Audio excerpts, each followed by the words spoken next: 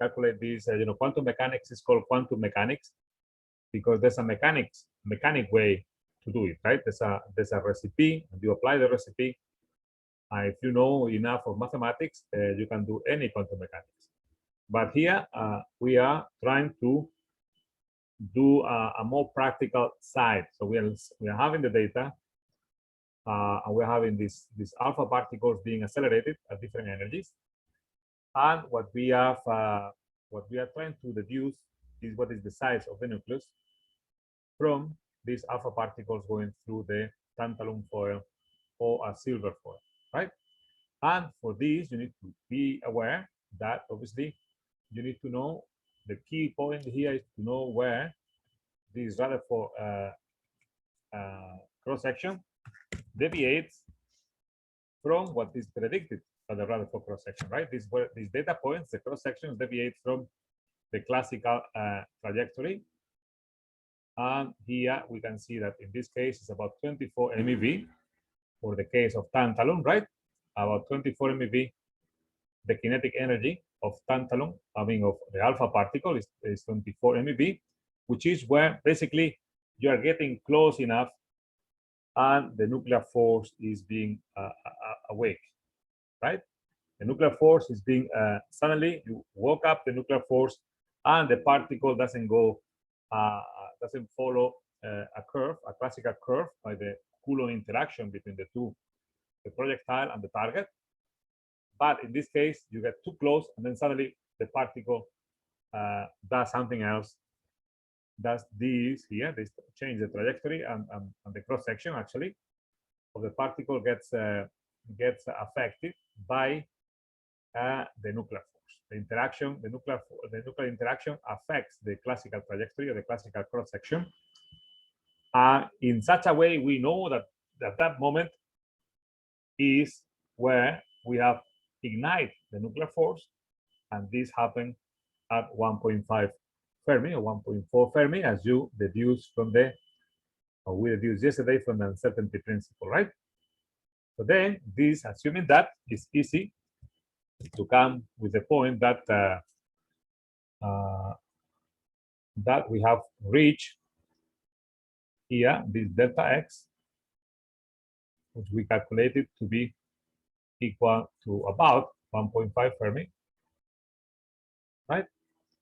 And this is the radius of the tantalum, or the silver, and this is the radius of the alpha. And here the whole thing was r, right? Small r, which was given by using the conservation of energy, right, in the center of mass frame. So basically, once you get r, you know the radius of the alpha was a given, and you know delta x. Obviously, r is equal to r alpha plus delta x plus radius of tantalum. Obviously, the radius of tantalum is equal to r minus r alpha, which is a given, as I say, minus delta x, right? And you did this well.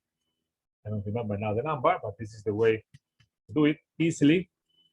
However, you have to remember that in the graph, this is 1/2 of mu u1 squared. So this is not the energy, the 24 MeV that we just mentioned here, right? This is 24 MeV in the laboratory frame, and this is the only tricky point. So in the laboratory frame, we have this is equal to 1/2 of mass of the alpha, initial velocity of the alpha squared, right? So this is the one in the graph here, and that's the energy of the alpha particle. And you need just to reduce here what is u1 and reduce what is the reduced mass, and basically the problem is done. Right, this was assignment number 1. And now if we go to assignment number 2, so we have we want to reduce what is the range of the nuclear force, reduce the range of the nuclear force, looking again, looking at the at the binding energy curve, right? So again, this is an exercise. Sorry. Yeah.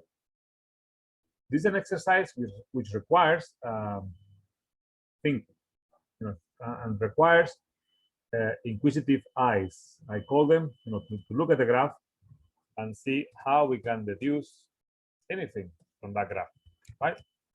And this is what we see in this other exercise, right? So how can we deduce anything from this graph, and particularly the range of the nuclear force? So we are going to come to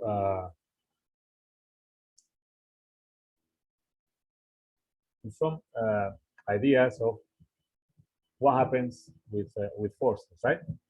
So if you have a huge body, right, the sun here and the Earth, obviously, the Earth here. So the more the bigger is the mass, right? The mass of the sun, which is normally given like this, will attract the Earth, but also we attract comets far away, The bigger the mass, the more is the gravitational force, right? Obviously, the black holes, we attract everything. They are very massive black holes. And, the more massive, everyone knows, the gravitational force will increase. The same thing will happen with the Coulomb force. The more charges you have, the stronger will be the Coulomb force, right? And there's a repulsion or there's an attraction depending on the charges, but the more charges, the Coulomb force will also increase. So we agree with that, right? So now we look at the binding energy curve, and we see that it does this, goes out very fast, and then flattens up like this, lately this COVID-19 curve. There's a saturation here, and this is the binding energy per atomic mass, and this is the mass number again. So this is the curve. It goes up here, and there's a peak, which is at 62 nickel. It's the most bound nucleus in the nuclear chart. Basically, this implies that the binding energy, the fusion of these elements, this allows for fusion because there's energy release. And from here, there's no more fusion possible because the curve comes down a little bit, but we can go this way actually, and there will be from very heavy elements where you have a very large proton number, and there's a strong repulsion. Due to the Coulomb force, you will have the possibility of having fission, right? And this is nicely explained in Crane and in my lecture notes, but Crane has a much more extensive chapter. So now, how do we infer anything? So we look back, and this is again what I want you to understand. I want you to see with those inquisitive eyes and say, look, I look at this plot, how do I infer this nuclear force, right? So I gave you a couple of hints here. Saturation, I say that there's a saturation, which means, again, this means that the saturation of the nuclear force means that we are not in the same situation as for the gravitational or the Coulomb force, right? So we have a little bit of a different situation.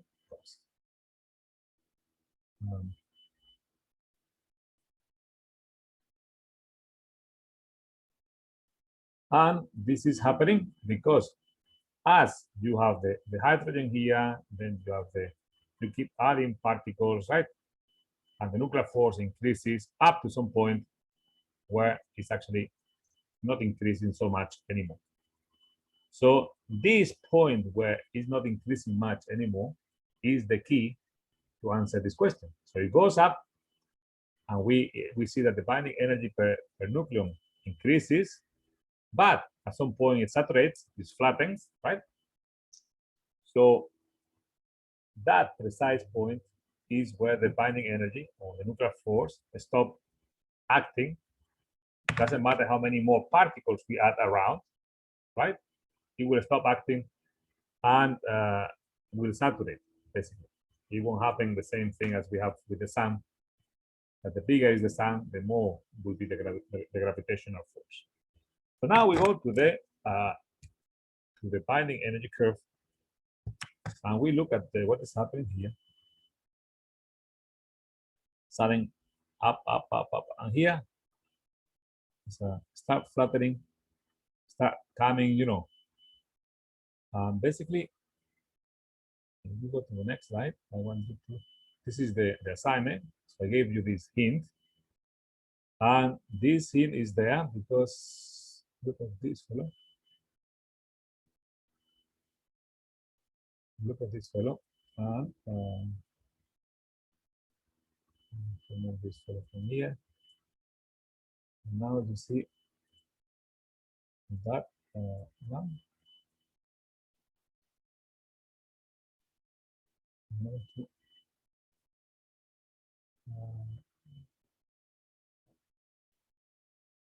But basically, you can see there yourself that this has gone up very fast, and now suddenly it just starts smoothing out here. So one could say, okay, the nuclear force is adding up, more nuclear force, more binding, and we could assume that this force is only applicable, the extent, the range of the nuclear force equals the range of this point here, which is the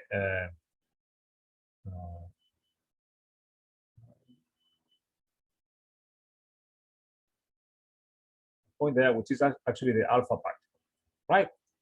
So then we can clearly state as an approximation that the nuclear force goes up, up, up,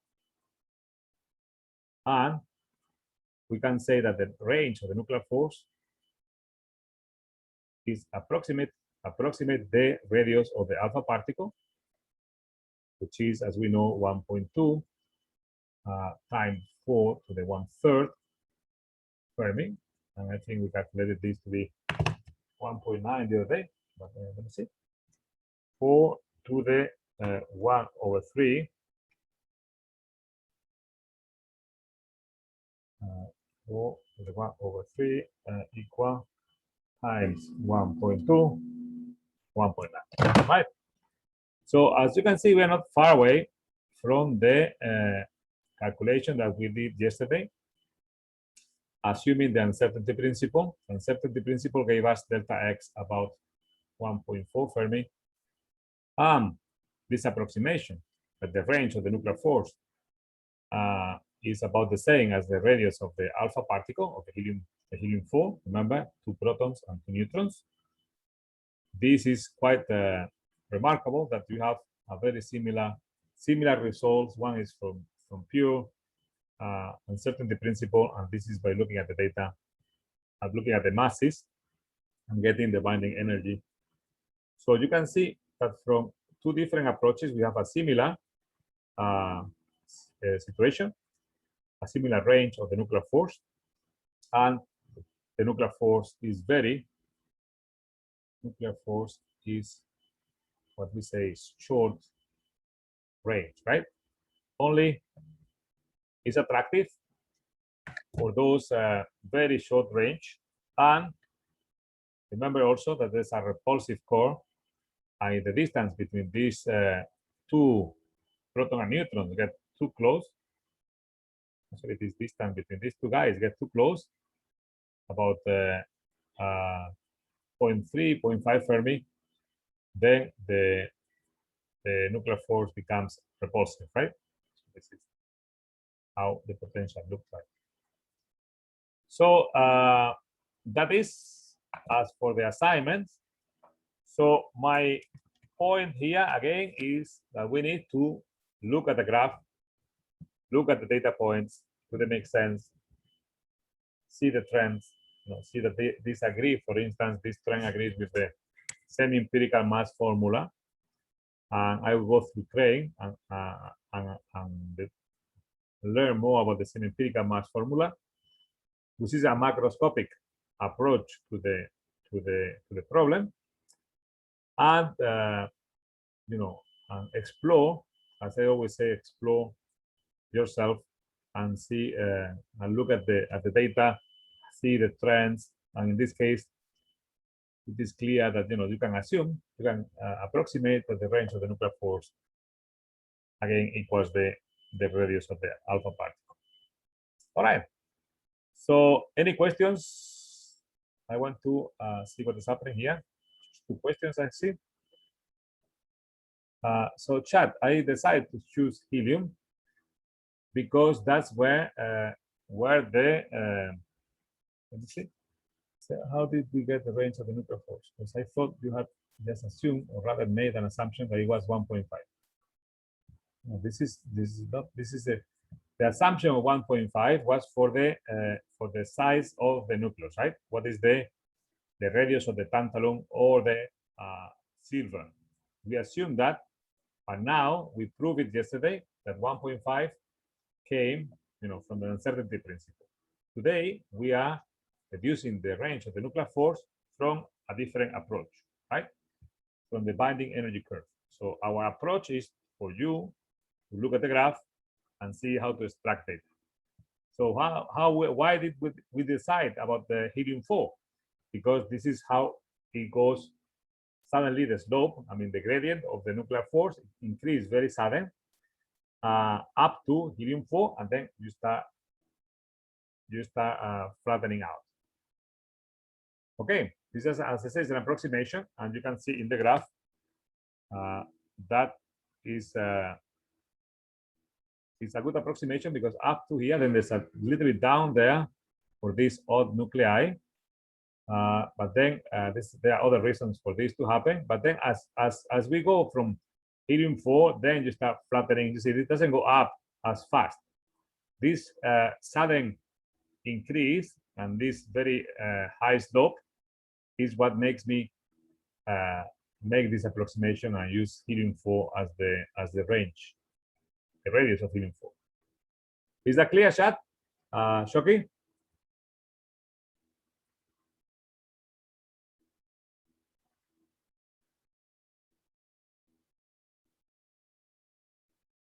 Shoki? Okay, we assume 1.5 again. Well, we assume, but we prove it later with uncertainty principle. But that assumption was for the radius of tantalum. So this is a different problem. Here we're going to reduce it again. So now, yesterday, if there are no more questions, leave the chat here so we know if something happens. We proceed. Isn't the range of the nuclear data delta x? Isn't the range of nuclear delta x? Okay, you can call it delta x because that's how we deduced it yesterday, or you can call it range, or you can call it as long as we know what we're talking about, this is how we call things. It's just a matter of a nomenclature, right? So how we name things don't really matter. Is which nomenclature, what we decide to call something, right? This is what we call it, the range of the nuclear force, and delta x was the range of the nuclear force. So you can call it also the radius of the alpha, because in this case we approximated to the radius of the alpha particle, right? As I show right here. So this can be also, as yesterday we deduced, it was given as the delta x from the uncertainty principle. Today I am approximating the same thing. Basically, this thing is the range of the nuclear force, and doesn't matter how we call it, it's always the range, right?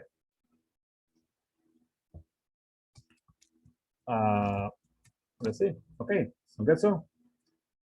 Is that clear?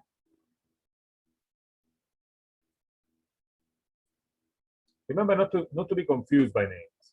It's just really the concept is the range of the nuclear force, right? All right. So let's proceed. So yesterday we started with the alpha particle. Open anyone? Sorry, we started with the deuteron as our simplest case scenario, simplest nucleus is the deuteron. So guys, this is a common approach. When we don't know things, we always go to the simplest case scenario. All right. So for instance, if we don't know how the elements are created, we don't go to our sun. Our sun, we have, you look at the spectrum of the sun, it will look like a bunch of lines. Each of these will be an absorption line. This will correspond to some kind of hydrogen.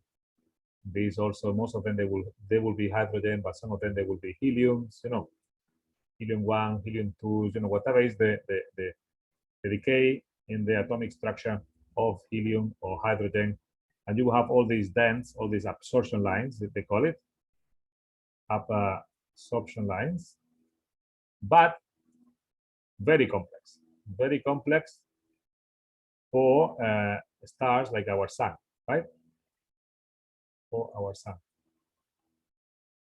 So basically, if we want to learn about how these elements are created in stars, then we try to go to what we call metal poor stars, which are very simple stars, and we know this is a helium line, this is maybe a strontium line, and we try to explain why this is happening. So this provides more information than all this complexity, right? The same thing with mathematics. I always tell my daughter and my son, if you're doing mathematics, you always go to the simplest case scenario before you try to apply a more difficult mathematics. So then yesterday about the these things.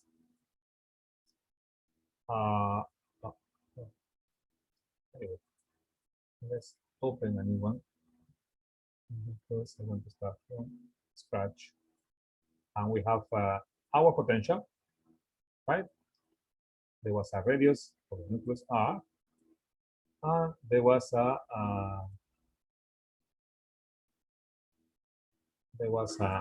potential which looks like this,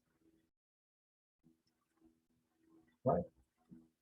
Like this, yeah, and then there's nothing there, right? It goes to 0 right there. So here there's a potential which is V naught, and here the potential is 0, right? So this is the nuclear force, and we have a state which is bound, and we say that state is minus 2.224. Let's call this in units of MeV. Basically, this is the only bound state in the deuteron, which is hydrogen 2, 1 proton, and 1 neutron. So 1 proton and 1 neutron, they get together to make this state, which has a total angular momentum and a parity of 1 plus. So now let's deduce more properties of the nuclear force. And how do we do that?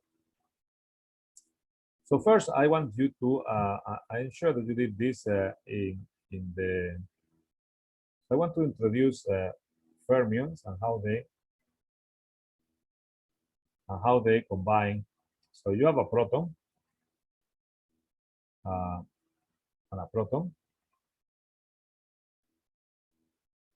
in the same state according to the Pauli principle, the Pauli exclusion principle.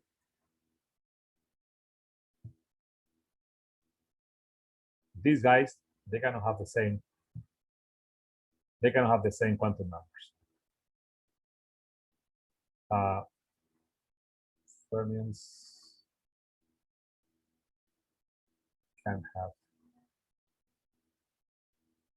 the same quantum number, right?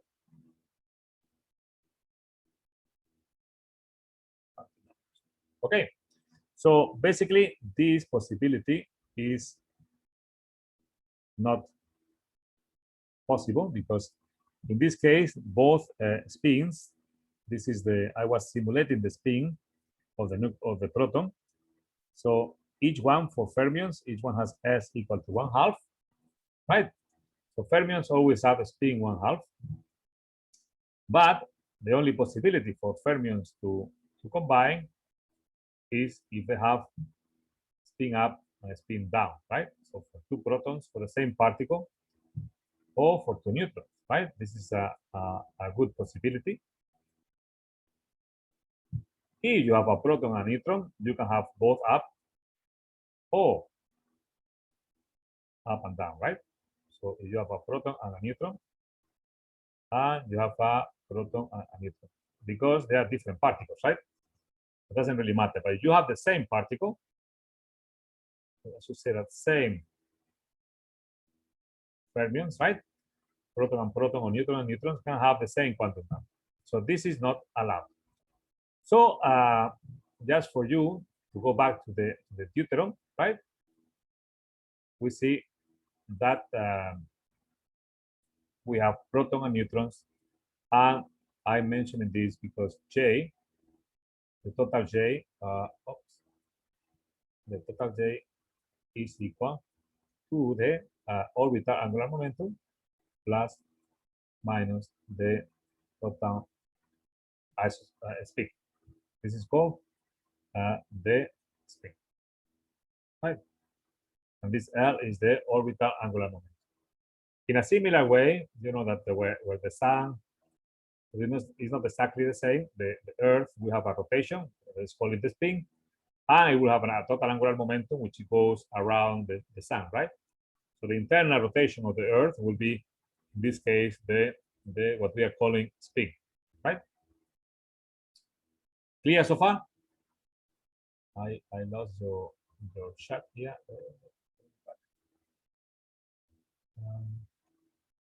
I lost the chat to the right, so I know I got you to the right.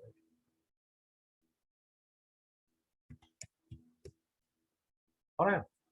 So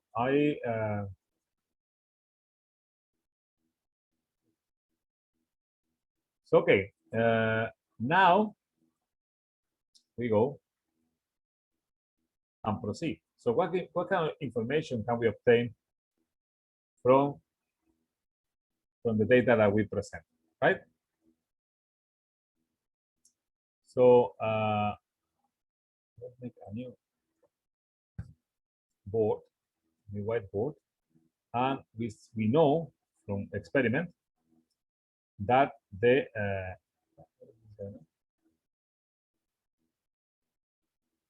deuteron has a 1 plus total J, and this is the packet.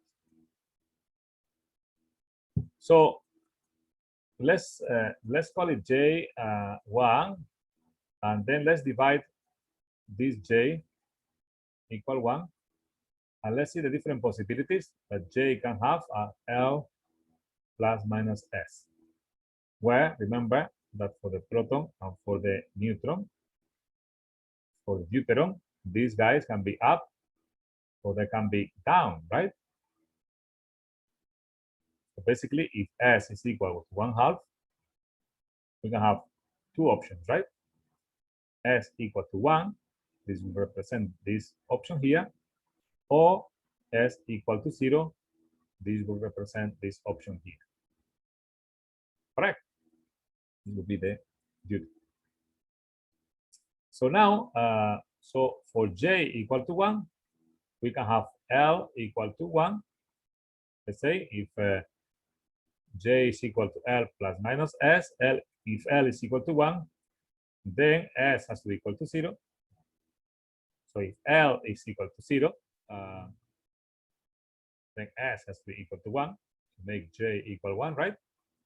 Or also we can have the vectors, they can add up, so we have L equal to 2 and S equal to 1, right? Again, these two vectors can give us a j equal 1. So basically we have these three possibilities. Remember, I have to make a full note here that a central force like the gravitation has a constant angular momentum.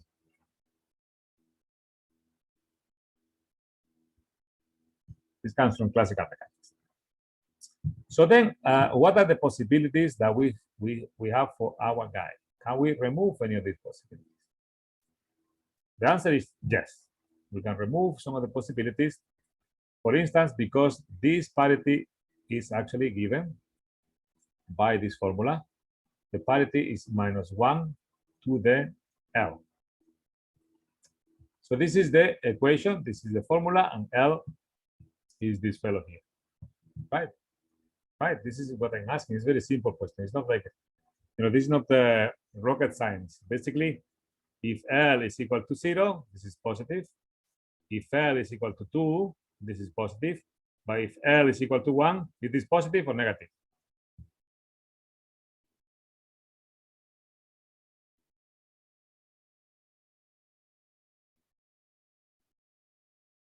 Number 3, Justin, you're choosing all of them, but it's not right. Okay, thank you. Let's see. Third option not valid. Okay, correct? If the parity has to be positive, then the first option will give a negative parity. That's right. So that is it. I mean, we experimentally deduce or measure that this parity was positive, or it is positive, the parity of the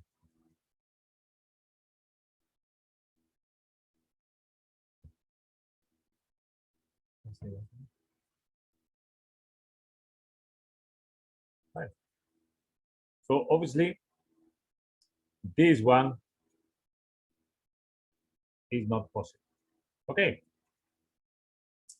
So we know that if this is the case, this possibility, the proton and the neutron, going up and down, this will be for S equal to 0, right? This possibility cannot happen. And only this other option may happen, where the proton and neutrons are actually both pointing up. So that's why we say that the nuclear force, and this is important, the nuclear force is spin dependent.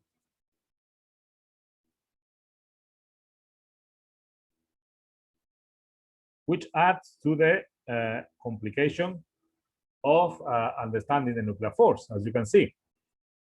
So S equal to 1 are the only options. So L can be, in quantum mechanics, this is a possibility, can be both of these.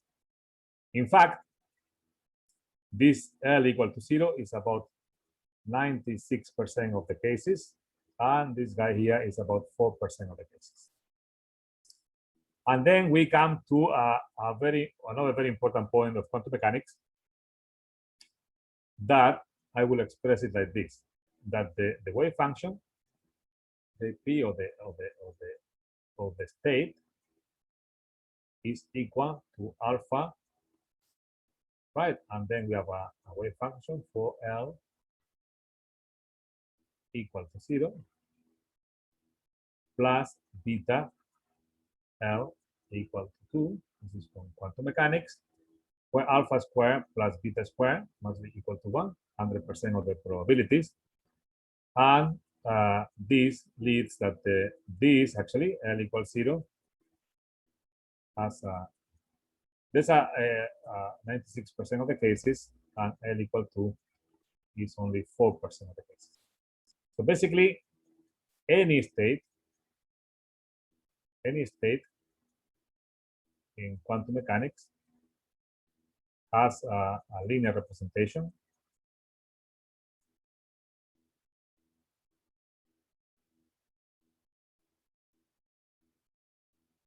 of basis states, and in this case L equals 0 and L equal 2. So basically, the nuclear force, we reach the conclusion that the nuclear force is not a central force, right? Because L is not a constant, right? And this is the problem with quantum mechanics. And we have concluded two very important points here, that the nuclear force is spin dependent. We have deduced it from the parity of the only bound state in the deuteron. It's 1 plus state. We deduce from the different possibilities for the spin, for the angular momentum, for the orbital angular momentum, and we have concluded that out of those three possibilities, only those with L equal 0 and L equal 2 happens. We can calculate this, but this is probably for at the honors level, you can do that. And you must now believe me that this is about 96% and this is 4%. And this forms as part of the linear combination of L equals 0 and L equal 2 states which compose the deuteron, right? This is the wave function for the deuteron bound state. And another thing I always want you to remember is that there's always a potential which binds the state. In this case, the 1 plus. And this potential we have approximated as a potential well. And I want you to calculate what is the next thing I want you to calculate by tomorrow, the range of the nuclear force for the deuteron, for this deuteron here to be bound. Okay, what is V0? So that's the next step.